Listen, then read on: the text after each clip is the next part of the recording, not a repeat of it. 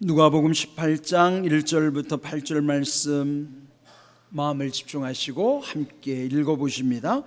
예수께서 그들에게 항상 기도하고 낙심하지 말아야 할 것을 비유로 말씀하여 이르시되, 어떤 도시에 하나님을 두려워하지 않고 사람을 무시하는 한 재판장이 있는데, 그 도시에 한 과부가 있어 자주 그에게 가서 내 원수에 대한 나의 원한을 풀어주소서 하되, 그가 얼마 동안 듣지 아니하다가 후에 속으로 생각하되, 내가 하나님을 두려워하지 않고 사람을 무시하나 이 과부가 나를 번거롭게 하니 내가 그 원한을 풀어주리라. 그렇지 않으면 늘 와서 나를 괴롭게 하리라 하였느니라. 주께서 또 이르시되, 불의한 재판장이 말한 것을 들으라. 하물며 하나님께서 그 밤낮 부르짖는 택하신 자들의 원한을 풀어주지 아니하시겠느냐? 그들에게 오래 참으시겠느냐? 내가 너희에게 이르노니 속히 그 원한을 풀어주시리라. 그러나 인자가 올 때에 세상에서 믿음을 보겠느냐 하시니라. 아멘. 말씀은 이미 과거에 기록되었다 하더라도 오늘 우리에게도 그 말씀이 생생히 들려오는 까닭인, 그때 당시 사람들이나 오늘 우리에게나 사람들의 마음은 그렇게 달라지지가 않았습니다. 그러므로 이 말씀 속에는 모든 인생이 겪는 문제들이 있고, 또 그 문제를 어떻게 말씀 속에서 풀어주시는가, 문제와 답이 말씀 속에 있습니다. 오늘도 주시는 말씀 속에서 하나님이 각자에게 들려주시는 음성 또 응답이 있기를 바랍니다.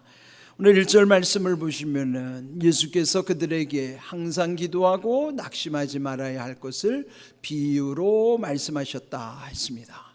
비유라 하는 것은 빗대어서 설명함으로 그 이야기가 내 이야기처럼 들리게 하는 것을 비유라고 하는 것입니다. 그런데 여기 보면 항상 기도하고 낙심하지 말아야 할 것이라 했어요. 여기 낙심이라고 하는 것은 마음이 무너져 내리는 현상들이에요. 우리 마음은 예민하기 때문에 자주 흔들리기도 하지만은 서서히 무너져 내리는 경우가 있습니다. 이렇게 마음이 무너지면은 우리의 삶이 지치기 쉽고, 또 때로는 잠이 오지도 않지만은 일이 손에 잡히지도 않게 되는 것이죠. 우리는 낙심할 일이 주변에 너무 많아요. 그런데 여기서 보면은 먼저 항상 기도할 것을 강조한 까닭이 있습니다. 항상 기도할 때만이 인생의 낙심할 상황을 이길 수 있기 때문이에요. 문제는 항상이라고 하는 것이 우리에게 있지 않다는 것이죠. 항상은 하나님의 은혜 안에서만이 가능한 거예요. 하나님의 은혜 안에서 기도할 때만이 항상 기도할 수 있지, 그렇지 않고는 항상 기도하기는 어렵습니다. 그러나 항상 기도하기만 하면 낙심을 이길 수 있는 것이죠. 여기 오늘 이 주신 낙심, 마음이 무너져 내리는 것처럼 우리의 마음이 얼마나 연약한 것인지, 잠언 4장 23절을 보시면은 무릇 지킬 만한 것 중에 더욱 내 마음을 지키라. 생명의 근원이 이에서 남이니라. 마음을 일컬어 생명의 근원이라 하는 것이죠. 일체 유심조라는 말을 많은 사람들이 떠올리죠. 일체라는 모든 것이죠. 유심이라는 마음속에 있다는 거예요. 마음속에 있는 조라는 건 조화를 뜻하는 거예요. 그러면 모든 것이 마음속의 조화라고 하는 것은 마음에서부터 비롯되는 것이라, 그렇다면은 마음이 생명의 근원인 것이 공감이 되는 것이죠. 우리가 지켜야 할 것이 많아요. 건강도 지켜야 되고 재물도 지켜야 되고 소중한 지켜야 할 많은 것이 있지만은 그 무엇보다도 생명의 근원인 마음을 지켜야 되는 거예요. 마음을 지켜야만 우리가 지켜야 할 모든 것들도 온전해질 수 있기 때문인 것이죠. 이와 같이 이 마음으로부터 오는 일들은 때로는 낙심하는 것이 오래 우리 마음속에 정체가 되면은요, 때로는 원한이 맺히는 경우도 있어요. 이 원한이라고 하는 것은 어떤 원통한 일이나 억울한 일로 인한 마음에 맺혀 있는 응어리를 원한이라 하는 것이죠. 그런데 이 원한을 풀지 않으면 우리의 마음의 이 문제는 결국 병으로 이어지는 거예요. 그런데 이 마음의 병은 때로는 옆에 있는 사람에게 전염되기도 하지만은 또 아래로는 대물림되는 현상이 있어요. 그러므로 이 마음의 낙심으로 인한 또는 원망, 원한이라고 하는 마음에 묶여있는 응어리들은 빨리 풀어야 하는 것이에요. 거기에 묶여 있을수록 결국은 그 마음의 병은 또 누군가에게 영향을 끼치기 때문이에요. 전염되고 대물림이 된다고 하는 것이 이거는 무서운 것입니다. 그래서 오늘 이 예수님도 이 비유의 말씀 속에서 원한을 주제로 해서 말씀하시는 내용이 나옵니다.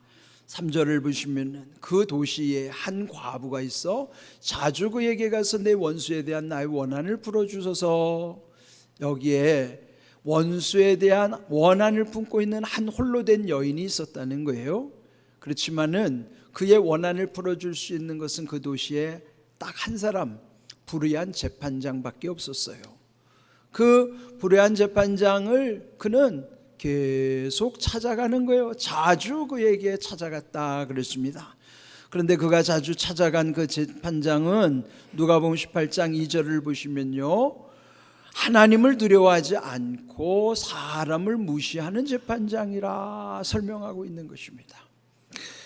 마음 좋은 재판장을 찾아가도 부담스러운데 까칠하고 더욱 불의하다는 것은요, 뇌물이 통하는 재판장이라는 거예요. 그렇다면은 그 사람을 찾아간다는 게 얼마나 부담되고 가까이 가기도 쉽지 않죠. 그가 그렇게 자주 찾아갈 수밖에 없었던 것은 오직 자기 속에 맺힌 한을 풀어줄 수 있는 유일한 사람이기 때문이에요. 그런데 그 사람은 하나님을 두려워하지도 아니했고 사람을 무시하는 경향이 있습니다. 이 두 가지, 하나님을 두려워하지 않을 때 사람을 무시할 수밖에 없어요. 우리도 흔히 내 안에 누군가를 무시할 때는 하나님을 두려워하지 않기 때문이에요. 또 우리 주변에서 사람을 무시하는 경우를 볼 때는 그는 하나님을 두려워하지 않기 때문에 사람을 무시하는 거예요. 업신여기는 경우였죠. 그러나 하나님을 두려워하는 사람은 사람을 귀히 여기는 거예요. 늘 존중하고 그러는 것이죠. 그런데 여기 불의한 재판장은 얼마나 까칠한지 그를 상대하기는 너무나 어려운 것이에요. 자기가 해결을 받는 것은 불가능에 가깝고 쉽지 않은 문제였습니다. 그렇지만은 그를 통해서만이 해결할 수 있기 때문에 체면이 상하는 것도 불구하고 그는 계속 찾아갈 수밖에 없었던 것입니다. 5절을 보시면 마침내 그 재판장은 나를 번거롭게 하니 내가 그의 원한을 풀어주리라 그랬어요. 자꾸 찾아오는 게 번거로울 뿐만 아니라 괴롭다고 그랬거든요. 그러면은 그가 계속 찾아오는 것이 그 여인이 이뻐서도 아니고 뇌물을 받을 수 있는 여인이어서도 아니고 그저 한 가지, 계속 찾아와서 괴롭히기 때문에 그냥 그 성가시어서 그래서 빨리 원한을 풀어줘야 되겠다고 결심을 한 것입니다.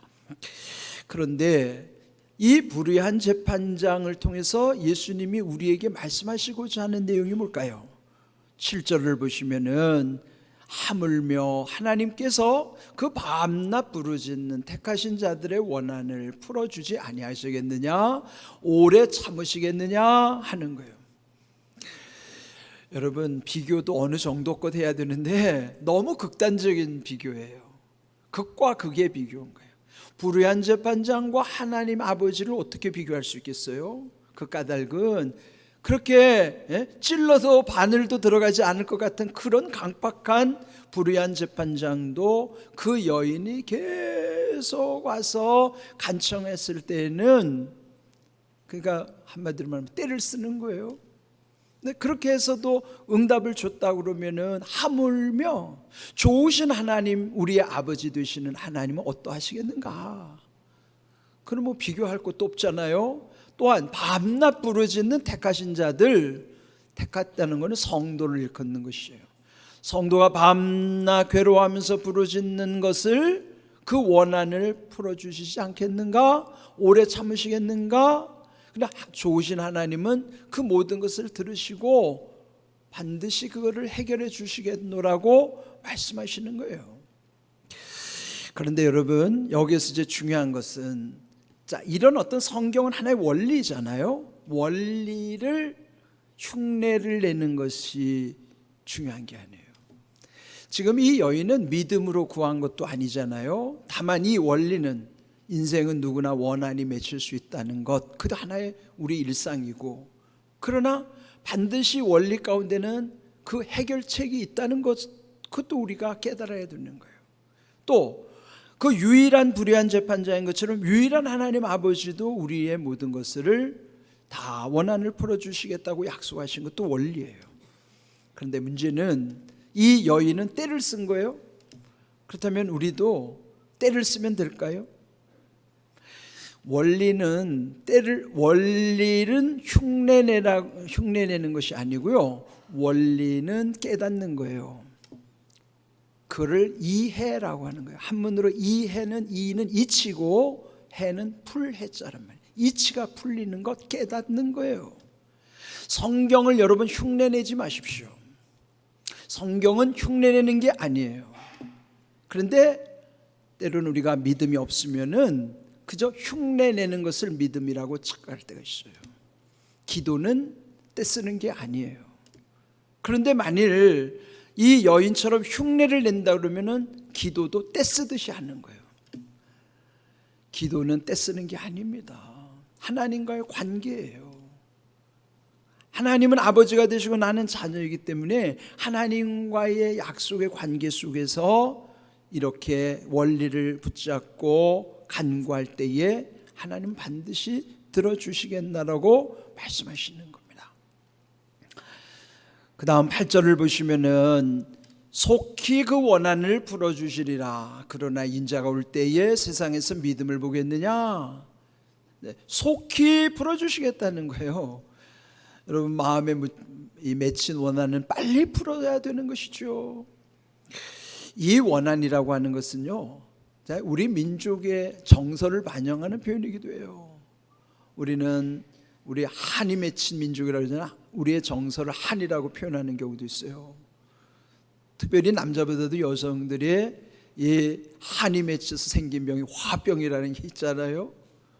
그런데 여러분, 이거는 정말 무서운 것이지만은 오늘 성경에서 왜 이 주제를 예수님 다뤘을까요? 모두에게 있는 이런 화병, 원한, 이런 것은 속히 해결해야 된다는 거예요. 그리고 밤낮 부르짖는 성도의 그 간구에 하나님은 응답하시기 때문에 속히 원한을 풀어주시겠느라고 약속하시는 거예요. 그런데 여기 보면 인자가 올 때, 즉 예수님이 재림하신 때는 세상에서 믿음을 보겠느냐? 여기 믿음을 보겠느냐는 건 탄식이에요. 예수님이 다시 오실 때는 정말 믿음으로 구하는 이들이 많지 않다는 거예요. 우리가 이 말씀의 원리를 깨달을 때에, 이해할 때에 정말 주님이 기뻐하시는 믿음 가운데서 이 모든 일을 감당해야만 하는 것인데, 이걸 우리 오늘 이 말씀 속에서 잘 깨달아야만 하는 것입니다. 그렇다면 원한뿐만 아니라 때로는 원수 갚는 일까지도 맡기라고 하십니다. 로마서 12장 19절, 내 사랑하는 자들아, 너희가 친히 원수를 갚지 말고 하나님의 진노하심에 맡기라. 기록되었으되 원수 갚는 것이 내게 있으니 내가 갚으리라고 주께서 말씀하시니라.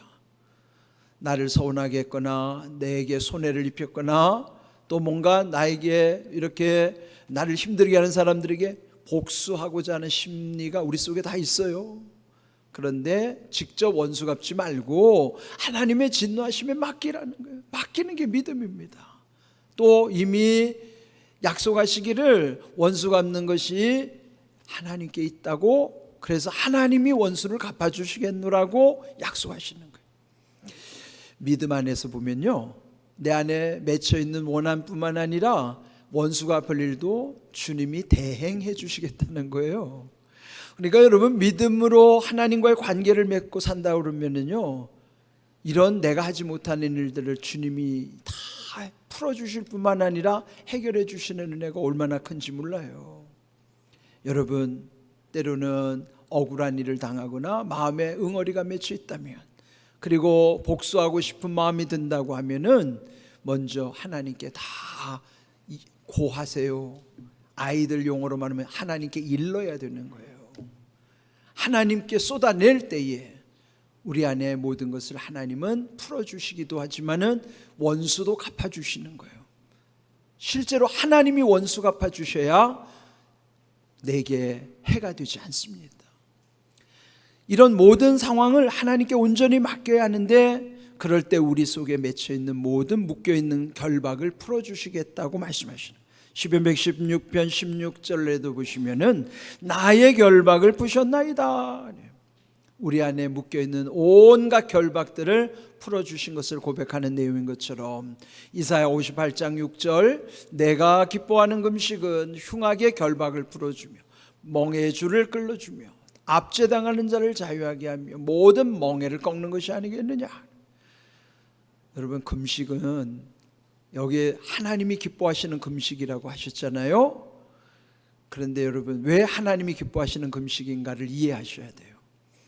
그것은 금식을 하면서 흉악의 결박을 풀어줘야 된다는 거죠. 누가 풀어요?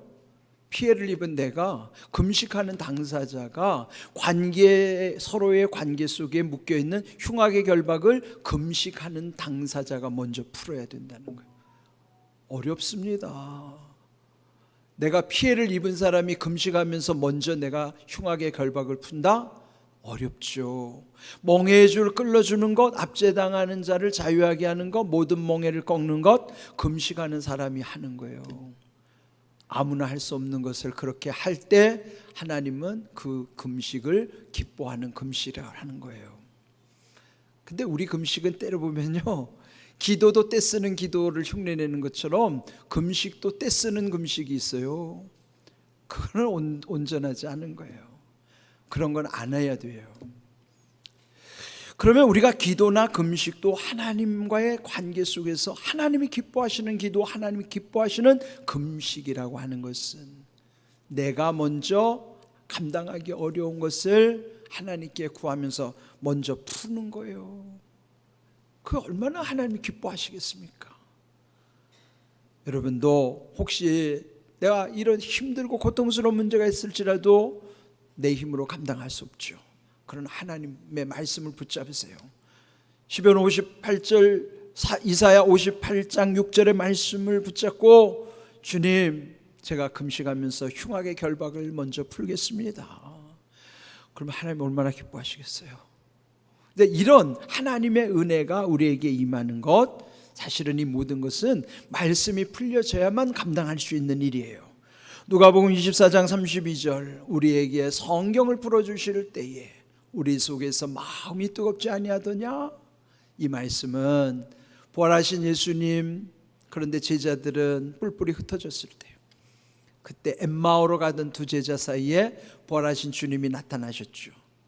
그들은 부활하신 주님을 알지 못했어요. 그때 예수님은 성경을 풀어주셨어요. 그리고 호련히 예수님은 사라지셨는데 두 제자 사이의 대화 가운데 그분이 우리에게 성경을 풀어주실 때 우리 속에서 마음이 뜨겁지 아니하더냐 서로 확인하는 거예요. 이 말씀 중요합니다. 성경 즉 말씀을 주님이 풀어주실 때, 즉 말씀이 우리 가운데 풀릴 때에는 우리의 마음이 뜨거워진다는 사실이죠. 마음이 뜨거워지면은 우리 안에 맺혀있는 응어리, 냉랭한 응어리들이 그때부터 풀리기 시작하는 거예요.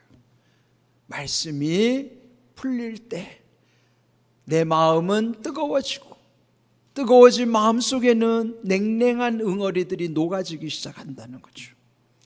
영적인 비밀이에요. 여러분, 이 말씀이 풀리는 것이 우리에게 얼마나 큰 은혜인지 몰라요.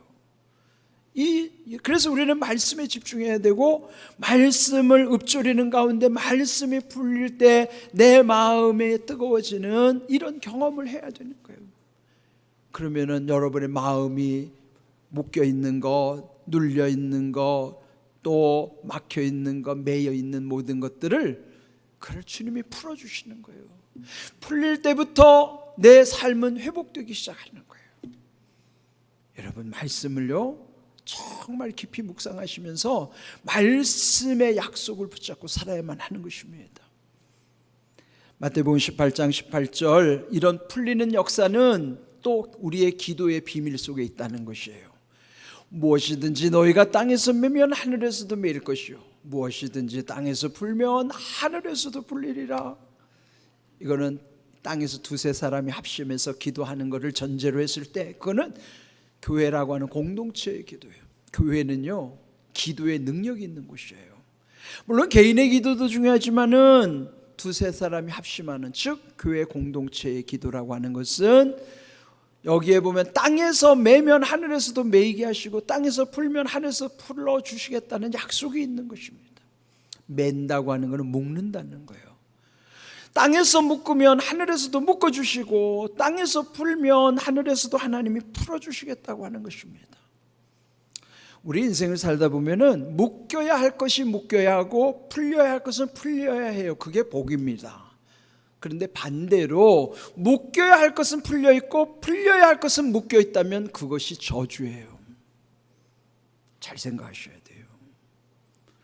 무엇이 묶여야 할까요? 나쁜 거는 묶여야 돼요. 근데 나쁜 게 자꾸 풀려요. 그게 저주라고요. 풀려야 하는 게 뭐예요? 좋은 것은 풀려야 돼요. 그런데 그게 묶이니까 일이 안 되는 거예요. 우리 인생은 묶여야 할 것이 묶이고 풀려야 할 것이 풀리는 게 복이고, 묶여야 할 것이 풀려지고 풀려야 할 것이 묶여지면 그게 저주예요. 그런데 그것이 공동체의 기도 속에 비밀로 들어가 있는 거예요. 교회에서 함께 믿음으로 드리는 기도 가운데는 땅에서 묶는 권세와 땅에서 푸는 권세로 주셨다는 것이죠. 그래서 여러분, 우리가 이렇게 말씀을 이해하고, 즉 말씀이 풀리는 가운데 그 말씀의 약속을 믿고 기도하는 것이 그거 능력이란 말이에요. 그걸 우리 성도들은 누려야 하는데 이걸 못 누려요. 왜 그럴까요? 우리가 오래 다니기는 했어도 신앙의 체계가 없어요. 직분은 올라가는 것 같은데 아는 게 없어요. 이해가 안 되는 거예요. 제대로 안 믿은 거예요. 그런데 여러분, 제대로 믿는다 그러면요, 우리가 말씀 속에서 주시는 은혜, 누려야 할 은혜가 얼마나 큰지 몰라요. 여러분 안에 우리가 살면서 오늘 여기에 1절부터 주시는 그런 항상 기도하고 낙심하지 말아야 될 것도, 그래도 예방 차원에서도 중요하지만은 이 홀로 된 여인처럼 원한이 맺혀 있다면 그거 풀어야 된다고요. 이 문제 안 풀고 계속 신앙생활하면 여러분, 신앙생활 허송생활하는 거예요. 그 무슨 의미가 있습니까? 말씀을 경험하지도 못하는 신앙생활이 무슨 의미가 있어요? 여러분, 이 말씀을 경험하면서 살아야 된다고요. 그럴 때 여기에 우리에게 묶고 푸는 권세도, 그래서 정말로 묶여야 할 것 묶이고 풀려야 할 것을 풀리는 은혜 가운데서 우리의 삶이 온전해질 수 있다는 것이죠. 그렇다면 기도응답의 비결, 예수님 말씀처럼 요한복음 15장 7절 마음에 새겨야 됩니다. 너희가 내 안에 거하고 내 말이 너희 안에 거하면 무엇이든지 원하는 대로 구하라, 그리하면 이루리라. 이거 약속이에요. 그런데 잘 생각하셔야 돼요. 너희가 내 안에 거하고, 거한다는 건 산다는 거예요. 이사 다니지 말고 거기에 상주해야 된다는 거예요. 예? 상주, 거기 살아야 된다는 거예요. 어디예요? 주님 안에. 너희가 내 안에 상주해 있고 거기 살고, 내 말, 즉 말씀이 우리 속에 거할 때, 내 속에 머물러 있을 때. 자, 그러면 이 무슨 관계일까요? 예수님과 나는 떨어지면 안 되는 관계란 말이에요. 예수님과 우리는 밀당하는 관계가 아니에요. 밀었다 당기는 관계가 아니라고요. 분리될 수 없는 관계여야만 한다는 것이죠. 그런데 우리는 보통 연애하듯이 밀당하잖아요. 밀기도 했다가 당기기도 했다가. 예수님하고는 밀당의 관계가 아니에요. 분리될 수 없는 하나의 관계예요. 예수님과 나는 하나가 될 때는 무엇이든지 원하는 대로 구하면 다 이루시겠다는 거예요. 당연한 거 아닐까요? 내 안에 예수님 계시고 예수님 말씀 내 안에 있으면 그 안에서 구하는 것은 당연히 이루어지죠. 문제는 우리의 무지함이 문제예요. 여러분, 말씀에 대해서 깨닫는 은혜가 이렇게 중요한 거예요. 오늘 이 말씀처럼 원한을 풀어주시라, 이 약속은 작은 한 부분이지만은, 그러나 항상 기도하고 낙심하지 말아야 될 것은 우리 삶의 예방 차원이고, 혹시라도 아직 과거의 문제가 해결이 안 됐다면 원하는 과거의 문제가 아직 해결되지 않은 것 여러분 속에 있을 거예요. 그거 풀고 가셔야 돼요. 우리에게 묶여있는 이런 모든 것들을 풀어주시겠다. 풀리는 것은, 말씀이 풀릴 때 풀리는 것은 기도 가운데 이미 여기 비결이 있는 거예요. 이런 귀한 은혜를 여러분 붙잡으셔야 됩니다.